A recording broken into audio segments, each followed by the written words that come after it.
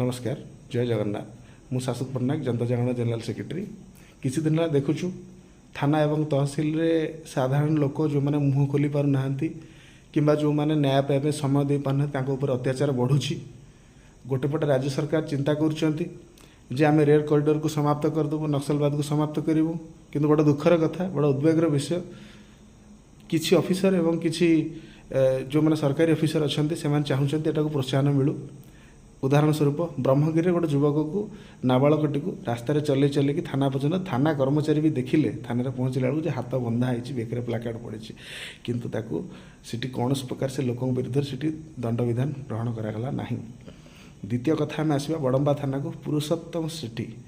मासे तले दुर्घटना घटी दुर्घटना घटाई व्यक्ति को भी थाना वाला कथा है से मेडिकल आसते से फेरार हो गले मसे है परिवार वर्ग चाहते एफआईआर देवाई कि एफआईआर टी रखा जाऊ ना।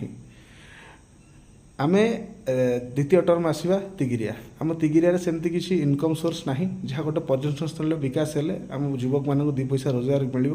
किंतु से भी किसी लोक भाग बसैक बस तार पर्यटन स्थल कि जगह को जबरदखल भी कराई किंतु जबरदखल विषय विधानसभा भी स्वर उठला स्थानीय सरकारी जो मैंने प्रशासनिक अधिकारी अच्छा से विरुद्ध से तरफ कौन प्रकार तत्परता प्रकाश पाऊना यार कारण कौन आम राज्य सरकार और राज्यपाल महोदय को पचारे चाहूँ हजार हजार कोटी टंका व्यय कराई आम चाहूँ रेड कॉरिडोर समाप्त हो जाऊ लोक मुख्य स्रोत को आसतु कि जो मुख्य स्रोत को फेरबे एत टंका खर्च कराई परिश्रम कराई यही परिस्थिति सामना करने पड़ो तेज राज्यर विकास कौन हम आ से फेरिकी पुणी बंधुक धरवे तो विचार आपण हाथ में। धन्यवाद जय जगन्नाथ।